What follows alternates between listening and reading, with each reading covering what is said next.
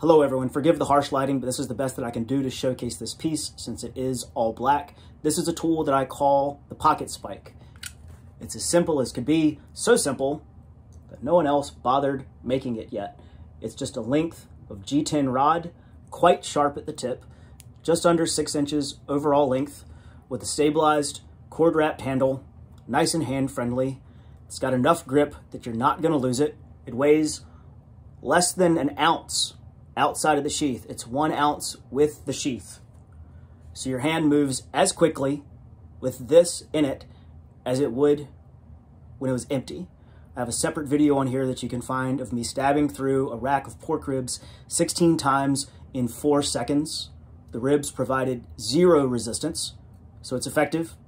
It also happens to be non-metallic, non-conductive, so it will pass through a Garrett wand inspection, and it doesn't float. This is the all black edition. It's also available in a combination of coyote brown and olive drab. I've dubbed that the forest floor edition, and it's for easy disposal in the event that you want to throw this thing away on the ground or in the woods. Once again, thermoformed Kydex sheath. It comes shipped out with 50-pound test Kevlar kite string that you tie on and cut to length for yourself. I'm going to show a few options for carry for this item, deployment, and as I said, there are some usage demonstration videos also on this channel. So here we go. Just for the sake of clarity, here are the 2 color options, an all black edition and one that I've dubbed the forest floor edition, which is a coyote brown spike with matching wrap inside a ranger green sheath. It's called this pocket spike for good reason.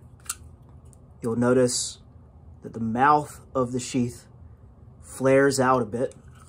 That's on purpose, both so that it's easy to insert back into the sheath and so that this little flared part will catch on the inside of a jeans pocket or similar. Once again, this is an option not using the retaining leash. Just stick it in your pocket with a bit of the handle hanging out. Easy to draw. You just pull back and the sheath catches on your pocket opening.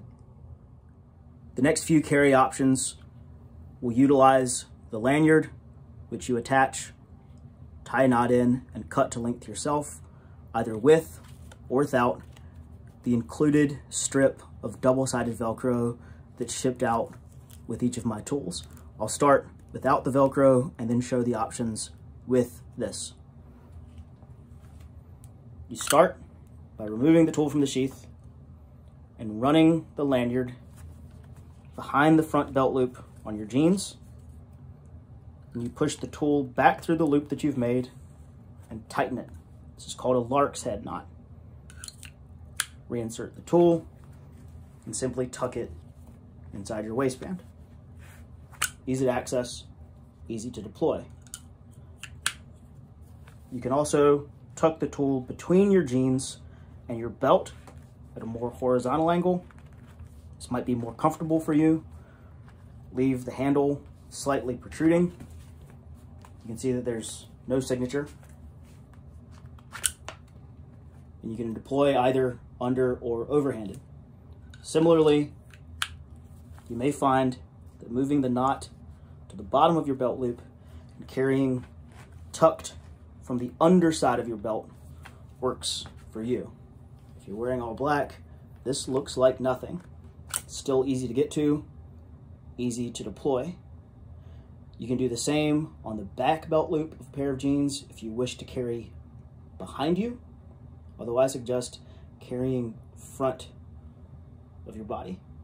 If you would like to carry completely parallel to your belt, I suggest leaving the same lark's head knot,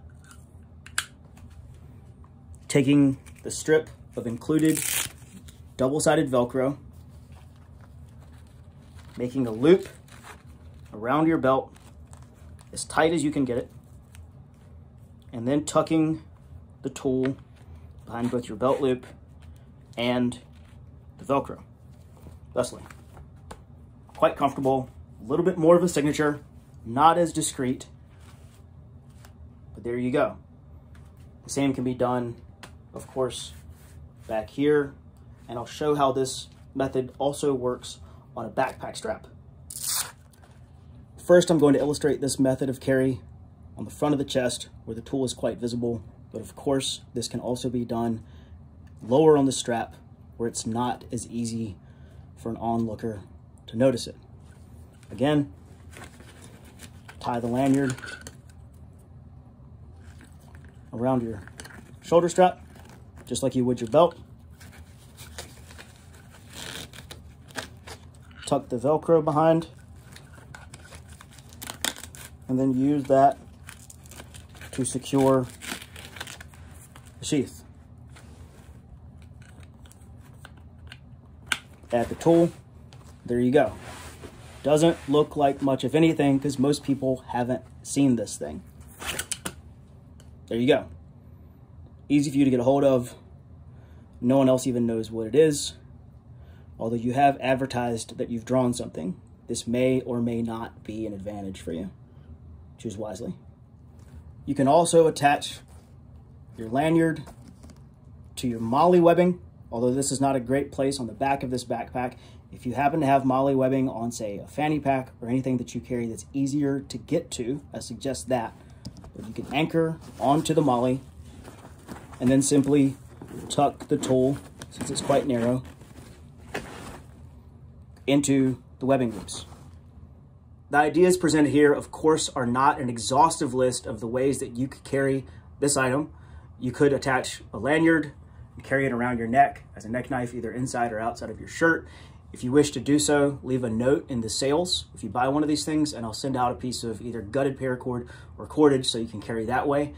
I expect that my clients are creative and that you'll find novel ways to carry your self-defense tool in a way that works for you and your circumstances. If you're one of these people and you've got a good idea, comment below so that myself and everyone else out there can profit from your experience.